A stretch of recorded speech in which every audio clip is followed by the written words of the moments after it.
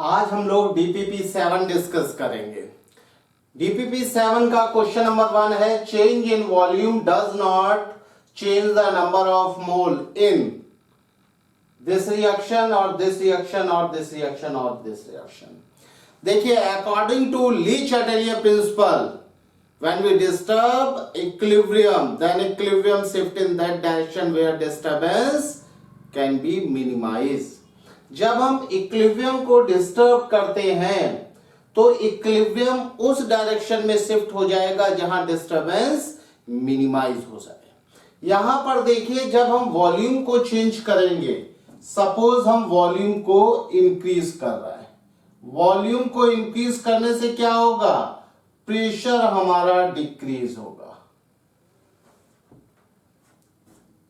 जब pressure decrease होगा तो इक्विलिब्रियम उस डायरेक्शन में शिफ्ट हो जाएगा जिधर प्रेशर इंक्रीज हो सके, क्योंकि हमने यहां पर प्रेशर को डिक्रीज किया है, इक्विलिब्रियम प्रेशर को कम किया है, क्योंकि वॉल्यूम हम इंक्रीज कर रहे हैं, वॉल्यूम इंक्रीज करने से इक्विलिब्रियम प्रेशर डिक्रीज होगा।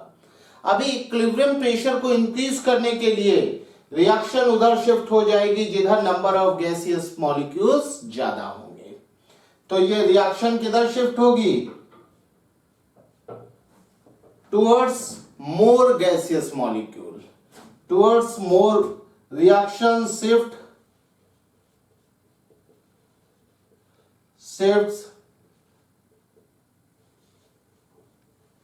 Towards more gaseous molecule, towards more gaseous molecules।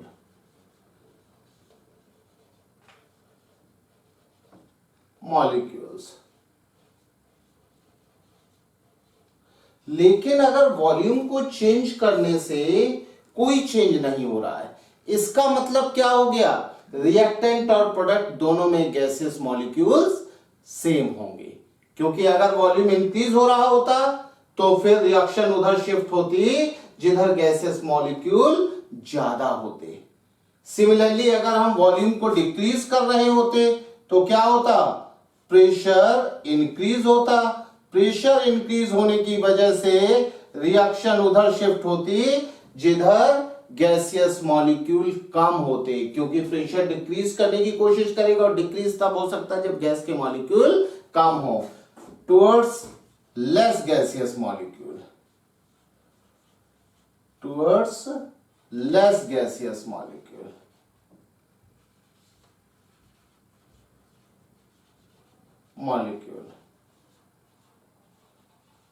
जब हम वॉल्यूम इंक्रीज करेंगे तो रिएक्शन उधर शिफ्ट होगी जिधर गैसेस मॉलिक्यूल ज्यादा होंगे, और जब हम वॉल्यूम डिक्रीज करेंगे तो रिएक्शन उधर शिफ्ट होगी जिधर गैसेस मॉलिक्यूल कम होंगे। अभी देखिए, नंबर ऑफ मोल्स में कोई चेंज नहीं हो रहा है, इसका मतलब रिएक्टेंट और प्रोडक्ट में क्या होगा, number of gases molecules same होंगे। तो देखिए यहां पर delta N equal to 0। Delta N क्या होता है, number of gases molecules in product minus number of gases molecule in reactant, दोनों तरफ सेम है इसलिए डेल्टा एन 0 होगा। अभी डेल्टा एन 0 देखिए किस में होगा, ए ऑप्शन में, प्रोडक्ट में गैसेस मॉलिक्यूल 2 है और रिएक्टेंट में भी 2 है, इसका डेल्टा एन क्या होगा, 0 होगा, इसका डेल्टा एन होगा 0, डेल्टा एन इक्वल टू 0। यहां पर delta N is equal to कितना होगा, 1, 2 माइनस 1, यहां डेल्टा एन कितना होगा, delta N is equal to -2। Volume के चेंज करने पर मोल्स में कोई चेंज नहीं हो रहा है, इसका मतलब डेल्टा एन 0 है। ये तब होगा जब ऑन चेंजिंग वॉल्यूम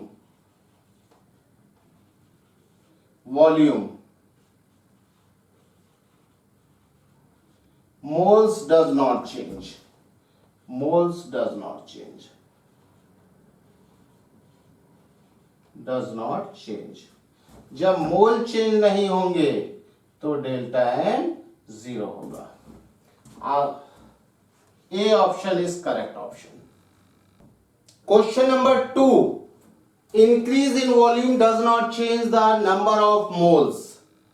सेम बात है जैसे क्वेश्चन नंबर 1 में हम लोगों ने डिस्कस किया था कि वॉल्यूम चेंज करने से अगर नंबर ऑफ मोल्स नहीं चेंज हो रहा है, इसका मतलब क्या होगा, डेल्टा एन जीरो होगा। डेल्टा एन जब जीरो होगा इसका मतलब है number of moles does not change on changing volume.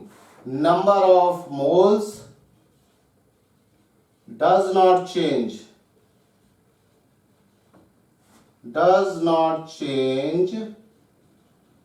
on changing volume।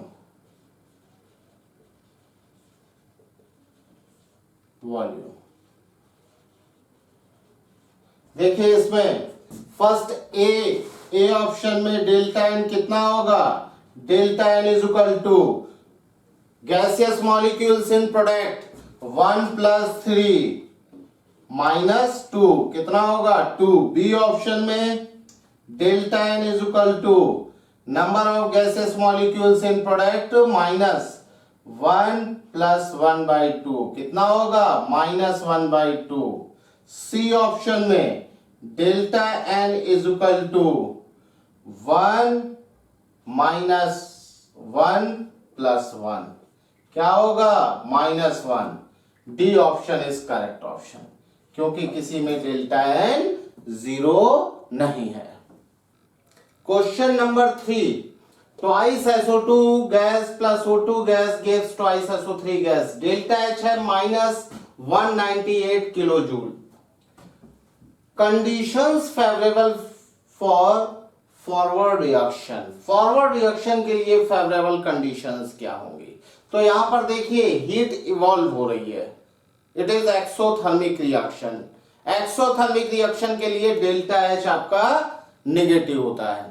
अब एक्सोथर्मिक रिएक्शन है, तो एक्सोथर्मिक रिएक्शन में फॉरवर्ड रिएक्शन कब होगी, जब टेम्परेचर कम होगा, क्योंकि अगर टेम्परेचर बढ़ा, यहां एक टेम्परेचर भी एक क्या होगा, हीट भी यहां पर एक प्रोडक्ट होगी, और अगर आप टेम्परेचर बढ़ाएंगे इसका मतलब हीट बढ़ा रहे हैं, और जब हीट बढ़ाएंगे तो रिएक्शन बैक जाएगी। इसका मतलब क्या होगा, टेम्परेचर कम करने पर रिएक्शन फॉरवर्ड जाएगी। तो फॉरवर्ड रिएक्शन के लिए फॉरवर्ड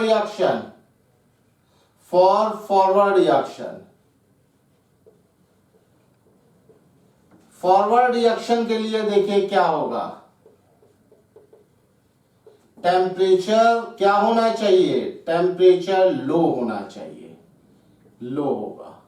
लो टेम्परेचर होने से क्या होगा, टेम्परेचर कम करेंगे, इसका मतलब हीट भी एक प्रोडक्ट है, प्रोडक्ट को कम कर रहे हैं, तो प्रोडक्ट को बढ़ाने के लिए रिएक्शन फॉरवर्ड जाएगी। और टेम्परेचर कम होगा, लोअरिंग ऑफ टेम्परेचर। और प्रेशर में क्या बात होगी, अगर हम प्रेशर बढ़ाते हैं तो प्रेशर बढ़ाएंगे तो क्या होगा, प्रेशर इंक्रीज करने पर रिएक्शन किधर जाएगी, जिधर नंबर ऑफ गैसेस मॉलिक्यूल कम होंगे, मतलब फॉरवर्ड जाएगी। तो यहां पर प्रेशर क्या होगा, प्रेशर हाई होना चाहिए। प्रेशर क्या होगा, हाई प्रेशर।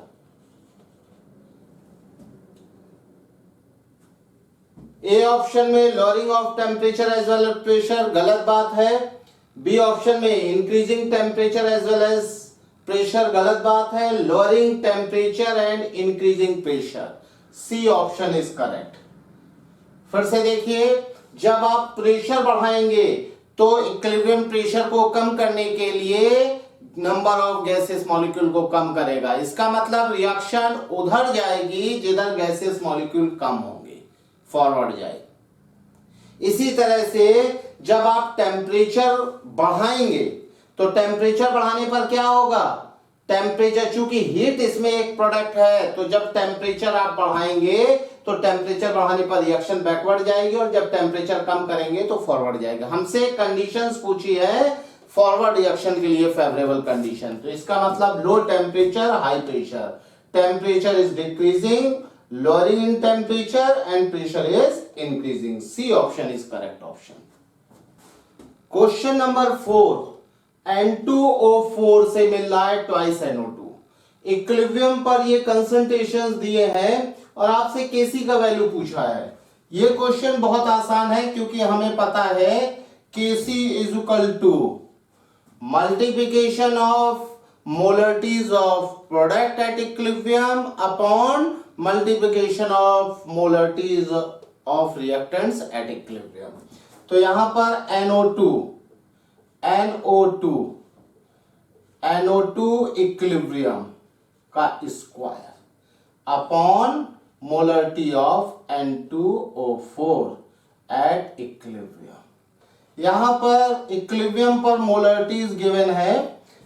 NO2 की मोलरिटी है 1.2 इंटू 10 टू द पावर -2 का square upon 4.8 into 10 to the power -2। ये कितना होगा? इसका स्क्वायर होगा 1.44 into 10 to the power -4, 4.8 into 10 to the power -2। ये आ जाएगा 0.3 into 10 to the power -2, 3 into 10 to the power -3। C option is correct option. Question number 5, P4 solid plus 5O2 gas, इससे बन रहा है P4O10 सॉलिड। आपका find equilibrium expression for केसी पूछा है। तो देखिए हम लोग ये जानते हैं कि यह हेट्रोजेनियस रिएक्शन है, इसमें सॉलिड और गैस दो फेज हैं, और केसी के एक्सप्रेशन में हम मोस्ट फ्री स्टेट को केवल कंसीडर करते हैं। क्यों? क्योंकि सॉलिड का कंसंट्रेशन कांस्टेंट होता है, उसको हम केसी के एक्सप्रेशन में नहीं लेते हैं। We consider only most free state in expression of KC. We consider most free state in expression of Kc. We consider most free state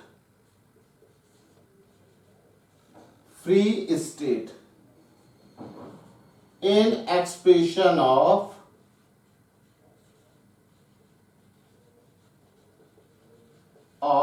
Kc, in expression of Kc। तो यहां पर केसी का एक्सप्रेशन क्या होगा? मोस्ट फ्री स्टेट इसमें क्या है? Gas. केवल हम गैस को कंसीडर करेंगे। तो हम लोग क्या करते हैं? प्रोडक्ट की मोलरिटीज एट इक्विलिब्रियम अपॉन रिएक्टेंट की मोलरिटी। प्रोडक्ट में कोई गैस नहीं है, हम लोग यहां पर 1 लेंगे अपॉन रिएक्टेंट की मोलरिटी O2 एट इक्विलिब्रियम की पावर 5। कौन सा होगा? B option is correct option. Question number 6, for the reaction CO plus Cl2 gives COCl2 gas, Kp upon Kc का रेशियो पूछा है। हमें Kp और Kc में रिलेशन पता है, Kp is equal to Kc RT to the power delta n। Delta n क्या होता है? Sum of gaseous molecules in product 1 minus sum of gaseous molecules in reactant. कितना होगा? 1 माइनस 2 माइनस 1। तो Kp क्या आ जाएगा? Kc RT to the power -1। Kp upon Kc कितना आएगा? RT to the power -1। इसको हम लोग 1 अपॉन RT भी लिख सकते हैं। A option is correct option. Question number 7, इसमें N2 प्लस O2 से ट्वाइस NO बन रहा है। केसी इसका गिवन है, आपसे पूछा है इस रिएक्शन का केसी बताइए। तो देखिए इस रिएक्शन से हम लोग ये रिएक्शन बनाएंगे। कैसे बनाएंगे? यहां पर NO रिएक्टेंट में, यहां प्रोडक्ट में हम लोग रिएक्शन को रिवर्स कर लेंगे। तो देखिए जब रिएक्शन को हम रिवर्स करेंगे, ट्वाइस NO गैस, इससे मिलेगा N2 gas plus O2 gas. तो इसका केसी क्या होगा? जब रिएक्शन को हम रिवर्स करते हैं, प्रोडक्ट को रिएक्टेंट और रिएक्टेंट को प्रोडक्ट में लिखते हैं, रिएक्शन को रिवर्स करते हैं, तो नई रिएक्शन का केसी पुरानी रिएक्शन के केसी का रेसिप्रोकल होता है। ये क्या हो जाएगा? 1/4 इंटू 10 टू दी पावर -4। जब हम इसको रिवर्स करेंगे, प्रोडक्ट को रिएक्टेंट और रिएक्टेंट को प्रोडक्ट बनाएंगे, तो नई रिएक्शन का केसी पुराने केसी का रेसिप्रोकल होगा। अभी देखिए यहां पर 1 मॉलिक्यूल है, हम लोग 1/2 से मल्टीप्लाई कर देंगे। जब 1/2 से मल्टीप्लाई करेंगे, NO गैस इससे बनेगा half N2 gas plus half O2 gas. अभी 1/2 से इसमें मल्टीप्लाई किया गया है, तो जब 1/2 से मल्टीप्लाई करेंगे तो नया जो केसी होगा उसमें क्या हो जाएगा, उसमें पावर 1/2 हो जाएगी। अभी इसका अंडर रूट लेंगे तो 1/2 इंटू 10 टू दी पावर -2, ये ऊपर जाएगा 100/2, कितना आएगा 50। इस रिएक्शन का केसी क्या होगा 50 होगा। D option is correct option.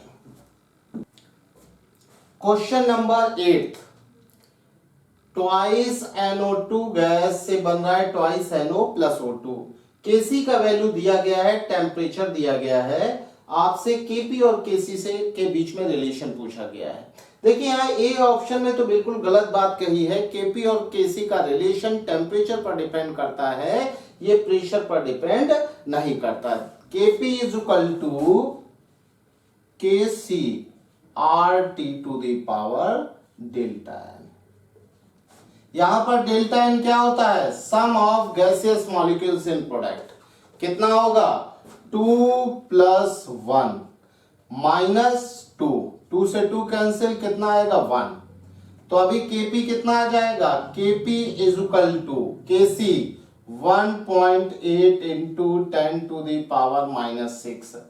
Are का वैल्यू 0.0821।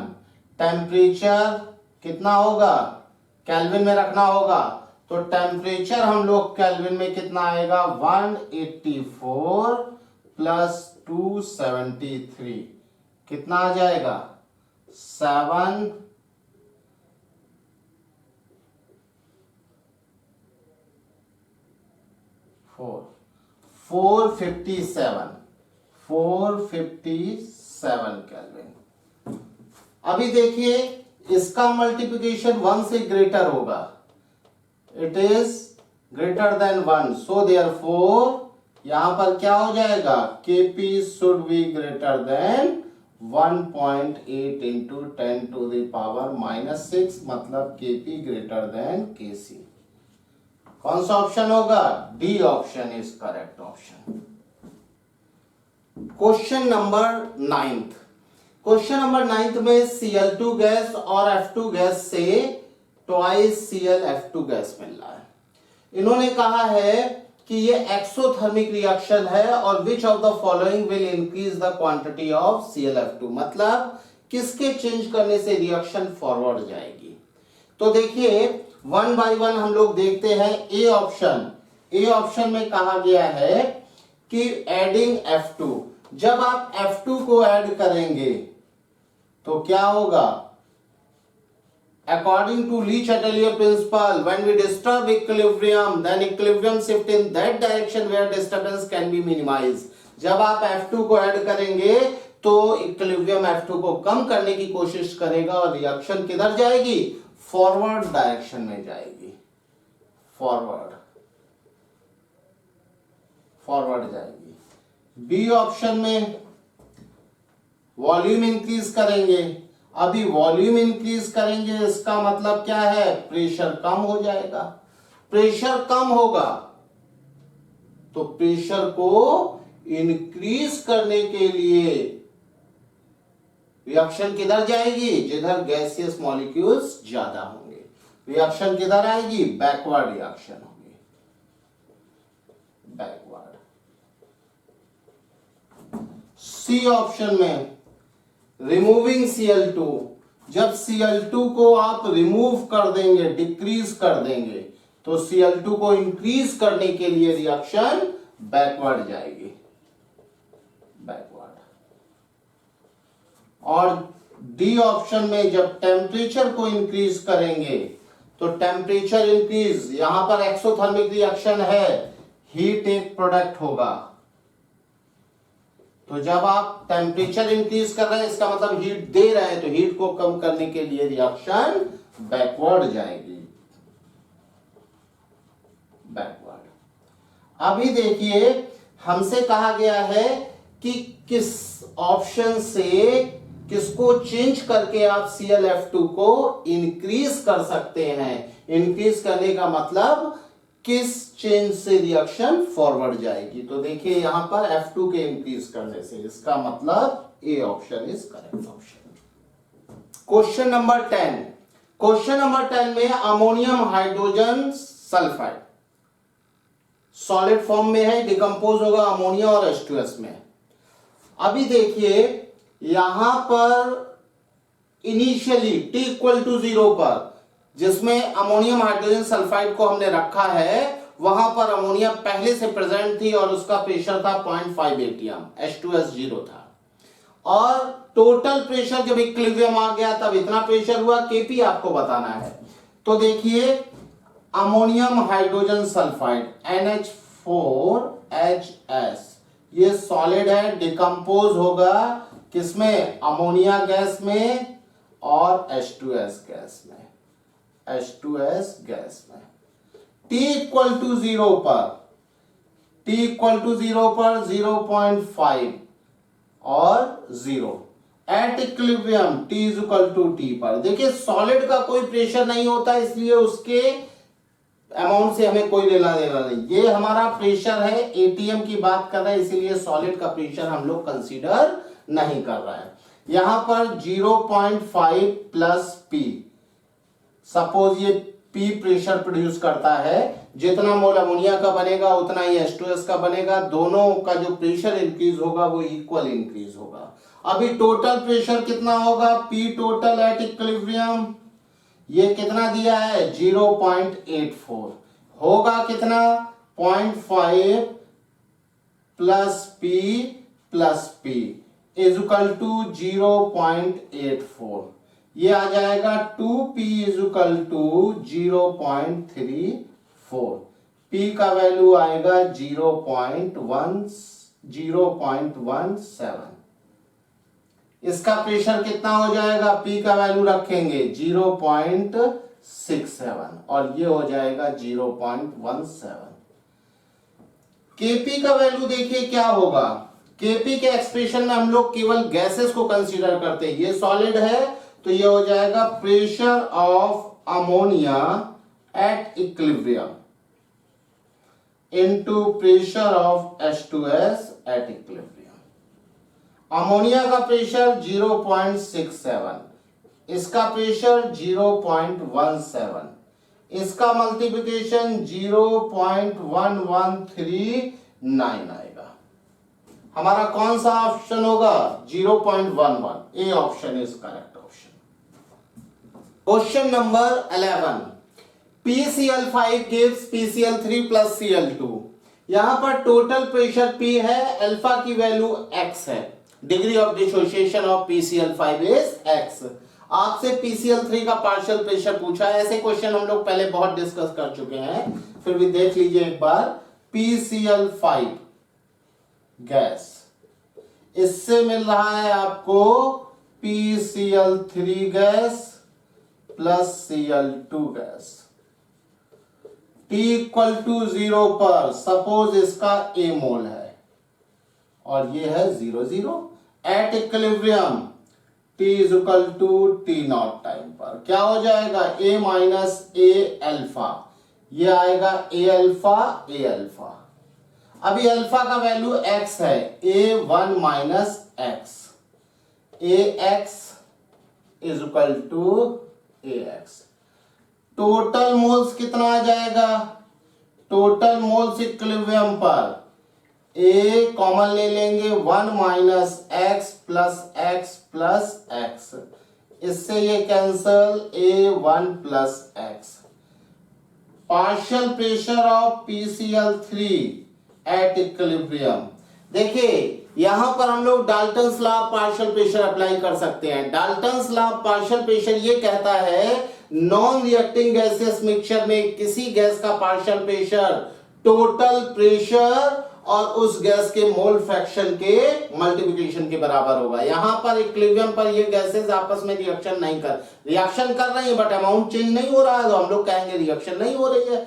तो यहां पर क्या हो जाएगा, इसका partial pressure, total pressure at equilibrium into mole fraction of PCl3।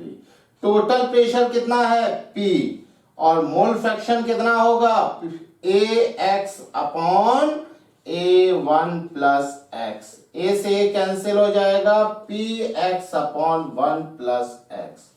कौन सा ऑप्शन होगा, PX upon 1 plus x। C option is correct option. Question number 12। Question number 12 में ट्वाइस SO3 से बन रहा है SO2 प्लस हाफ O2। केसी इसका दिया गया है, हमें इस रिएक्शन का केसी पूछा है। तो यहां पर SO3 है प्रोडक्ट में, हम लोग क्या करेंगे, इस रिएक्शन को रिवर्स कर लेंगे। इस रिएक्शन को जब रिवर्स करेंगे, SO2 gas plus half O2 gas, इससे बन रहा है SO3 गैस। इसका जो केसी होगा वो पुराने वाले का रेसिप्रोकल होगा, 4.9 इंटू 10 टू दी पावर -2। अभी देखिए यहां पर क्या है, 2 है, तो हम 2 से मल्टीप्लाई करेंगे। Twice SO2 gas plus O2 gas, इससे मिल रहा है ट्वाइस SO3 गैस। जब हम किसी कांस्टेंट से मल्टीप्लाई करते हैं तो इसका केसी पुराने वाली केसी की पावर दैट कांस्टेंट, केसी होगा 1 upon 4.9 into 10 to the power -2 का स्क्वायर। अभी स्क्वायर करेंगे 10 पावर -4 हो जाएगा, ऊपर 10,000 अपॉन 4.9 इंटू 4.9, इसका वैल्यू आएगा 416 approximate. Answer A is correct answer. Question number 13। यहां पर 3 रिएक्शंस दी गई हैं और उनके इक्विलिब्रियम कांस्टेंट दिए हैं और हमें यह बताना है कि इसमें में से कौन सा रिलेशन ठीक है। तो देखिए ए अगर रिएक्शन में हम लोग देखें तो CO प्लस H2O से CO2 और H2 मिल रहा है। बी रिएक्शन में देखें CH4 H2O CO plus thrice H2 मिल रहा है, और सी रिएक्शन में CH4 H2O CH4 twice H2। इसका मतलब ए और बी रिएक्शन को अगर हम ऐड करेंगे तो सी रिएक्शन मिल जाएगी। देखिए, on adding reaction A and B, on adding A and B, अगर ए और बी को आप ऐड करेंगे तो जब ऐड करेंगे तो देखिए क्या है, यहां पर CO2 और यहां पर CO से CO कैंसल हो जाएगी, क्या बचेगा भाई, होगा CH4 gas, CH4 gas plus water कितना हो जाएगा 2, ट्वाइस H2O गैस। इससे क्या मिलेगा, इससे आपको मिलेगा प्रोडक्ट में CO2 plus 4H2, CO2 gas plus 4H2 gas. अभी देखिए ये रिएक्शन सी रिएक्शन है, इसका मतलब इसका इक्विलिब्रियम कांस्टेंट कितना होगा K3 जो सी रिएक्शन का है, और ये ए और बी रिएक्शन को ऐड करके सी रिएक्शन बनी है। तो जब दो रिएक्शंस को हम ऐड करते तो उनके इक्विलिब्रियम कांस्टेंट में मल्टीप्लिकेशन हो जाता है। इसका मतलब ये क्या हो जाएगा K1 इंटू K2। कौन सा रिलेशन सही होगा, K3 is equal to K1 into K2। Question number 14। इसमें x चेंज हो रहा है ट्वाइस y में, इसका Kp गिवन है Kp1। z चेंज हो रहा है P प्लस Q में, Kp गिवन है Kp2। अभी देखिए इनके Kp1 और Kp2 का रेशियो 1:9 है। x का अल्फा, x का डिग्री ऑफ डिसोसिएशन और z का डिग्री ऑफ डिसोसिएशन, दोनों का डिग्री ऑफ डिसोसिएशन सेम है। आपसे पूछा गया है find the ratio of total pressure, total pressure का रेशियो पूछा गया है। तो देखिए इस क्वेश्चन को कैसे करेंगे, x चेंज हो रहा है 2y में, 2y t इक्वल टू 0 पर इसका सपोज a मोल है और ये है 0। At equilibrium t is equal to t not पर a माइनस a अल्फा, और यहां पर क्या होगा 2a अल्फा। टोटल मोल्स कितना होगा, टोटल मोल्स होगा a प्लस a अल्फा। अब यहां से हम लोग निकाल लेंगे पार्शियल प्रेशर ऑफ x। क्या होगा, total pressure P total of x into mole fraction of x, a common लेंगे 1 minus alpha upon a 1 plus alpha. इससे ये कैंसिल हो जाएगा, आ जाएगा P total x 1 minus alpha upon 1 plus alpha. इसी तरह से हम पार्शियल प्रेशर ऑफ y निकाल लेंगे। P टोटल x क्या होगा, mole fraction twice a alpha a 1 plus alpha, ये आ जाएगा P total x 2 alpha upon 1 plus alpha. हम लोग यहां से Kp1 निकाल लेंगे। Kp1 क्या होगा, प्रेशर ऑफ y का स्क्वायर, मतलब P टोटल x का square 4 alpha square 1 plus alpha का whole square. Pressure of x क्या होगा, P total x 1 minus alpha, ऊपर चला जाएगा क्या 1 प्लस अल्फा। इससे ये कैंसिल हो जाएगा, आ जाएगा हमारा 4, एक इससे ptx से ये cancel, 4 P total x 4 alpha square upon 1 minus alpha square. इसी तरह से हम लोग Kp2 का एक्सप्रेशन भी निकाल सकते हैं। सेम एक्सप्रेशन आएगा, बस वहां पर टोटल प्रेशर ऑफ x की जगह क्या आ जाएगा, टोटल प्रेशर ऑफ z। बाकी सारा कुछ सेम होगा। इसका रीजन ये है कि यहां पर भी प्रोडक्ट में 2 मॉलिक्यूल है और यहां पर भी 2 मॉलिक्यूल है, तो जो एक्सप्रेशन होगा वो बिल्कुल सेम होगा। 4 P total z alpha square upon 1 minus alpha square. अभी देखिए, हमसे ये कहा गया है कि Kp1 और Kp2 का रेशियो 1/9 है, तो यहां पर हम Kp1 अपॉन Kp2 अगर लिखते हैं तो देखिए यहां पर Kp1 अपॉन Kp2 ये आ जाएगा, दोनों को डिवाइड करेंगे सारा कैंसिल हो जाएगा, P total x upon P total z, और इसका वैल्यू कितना दिया है 1/9। हमसे क्वेश्चन में टोटल प्रेशर का रेशियो पूछा है, टोटल प्रेशर का रेशियो 1:9 होगा। C option is correct option. Question number 15, इसमें देखिए कहा गया है कि 1 लीटर का वेसल है जिसमें liquid water 10 to the power -4 litre है और बाकी सारा स्पेस फ्री है।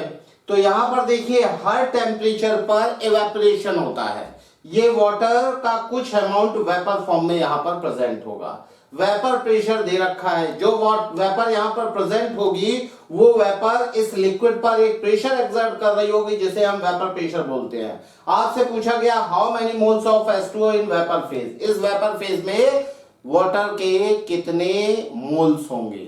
तो यहां पर वेपर में हम लोग गैस इक्वेशन लगा सकते हैं, P vapour V is equal to N vapour RT।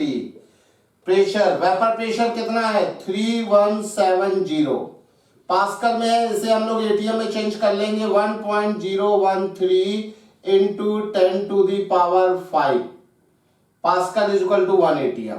Volume 1 litre है, मोल वेपर फेज में कैलकुलेट करना, आर की वैल्यू 0.0821, टेम्परेचर 300 केल्विन।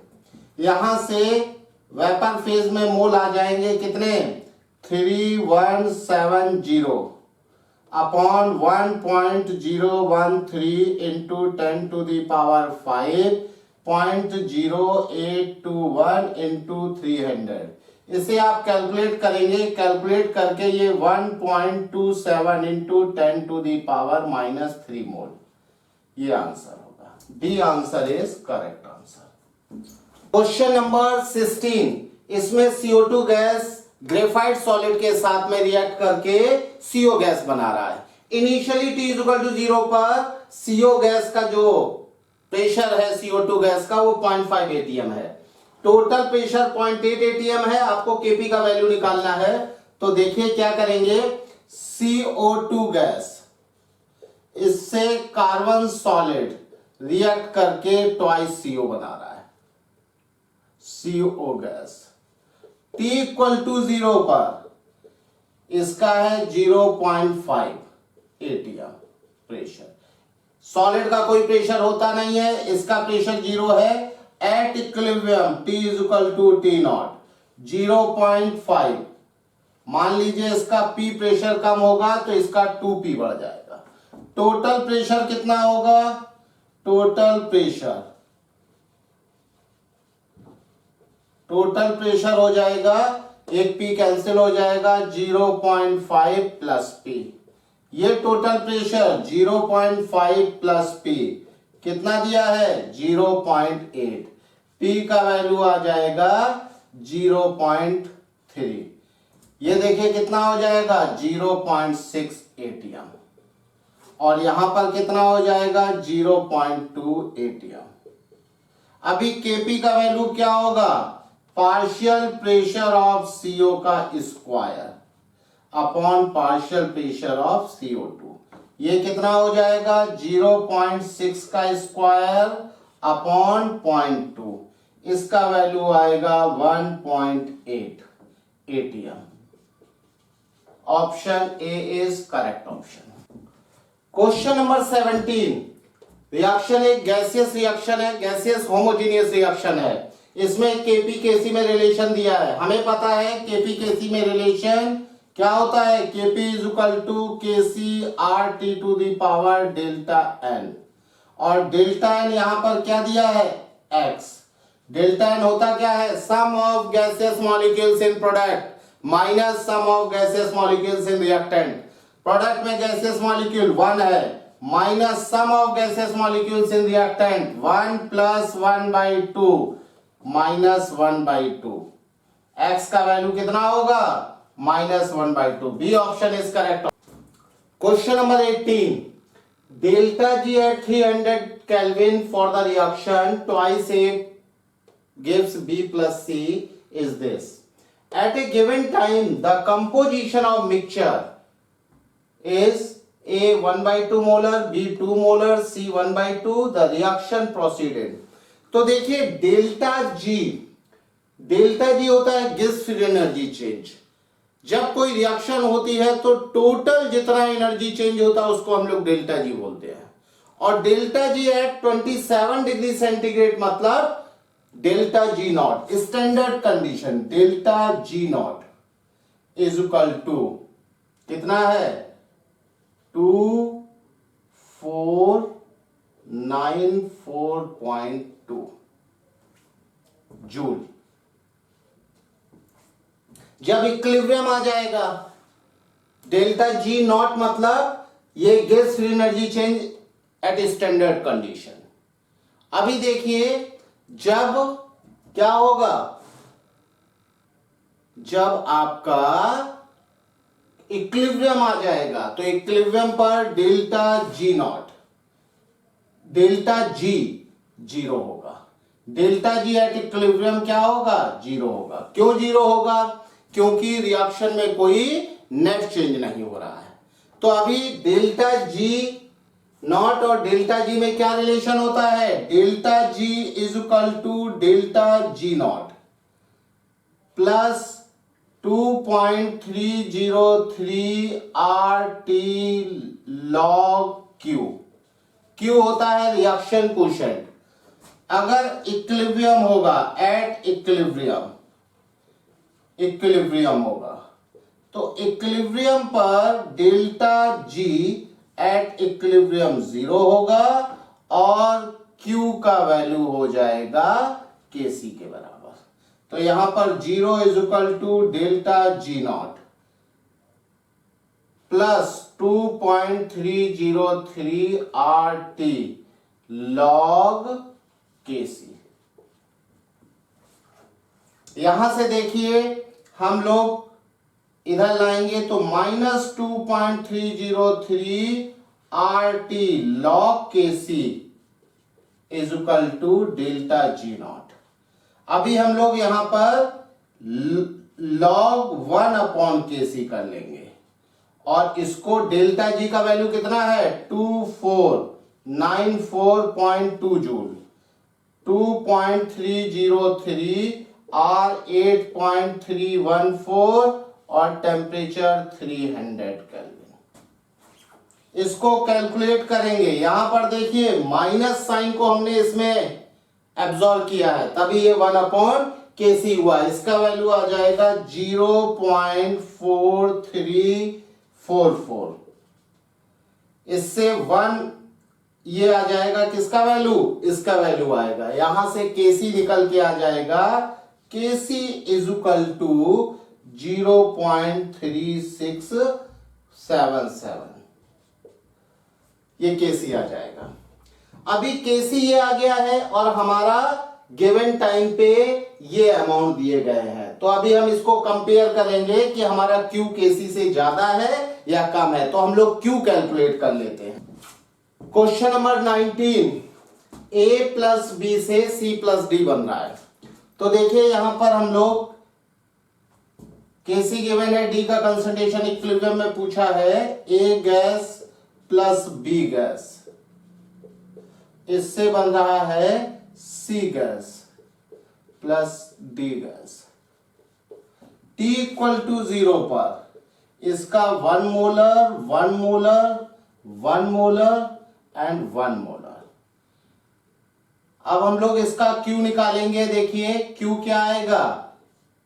C का concentration T is equal to 0 पर, D का concentration T is equal to 0 पर, concentration of A at T equal to 0, concentration of B at T equal to 0।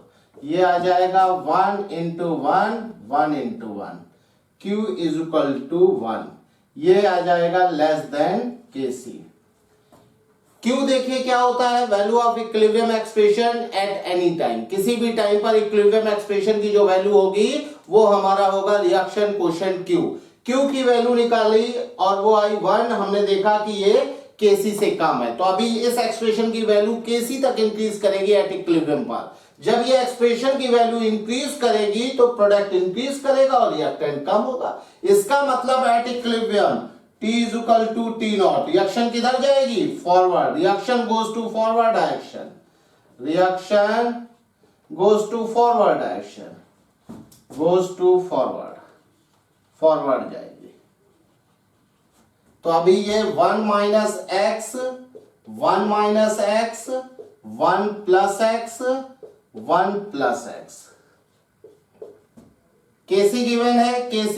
अभी ये equilibrium concentrations है। C का concentration at equilibrium, D का concentration at equilibrium, A का concentration at equilibrium और B का concentration at equilibrium. ये क्या है भाई? ये देखिए 1 plus X, 1 plus X, 1 minus X, 1 minus x. देखिए यहां पर Kc का वैल्यू कितना दिया है? 100। तो यहां से 1 plus X upon 1 minus X is equal to 10 आएगा। x का वैल्यू यहां से देखिए कितना आएगा? क्रॉस मल्टीप्लिकेशन करेंगे तो ये 10, 9, 9/11।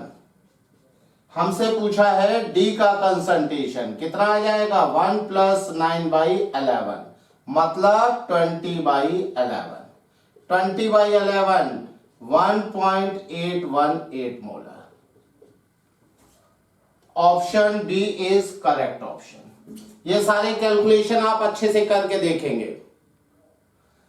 यहां से हमारा DPP-7 फिनिश हुआ।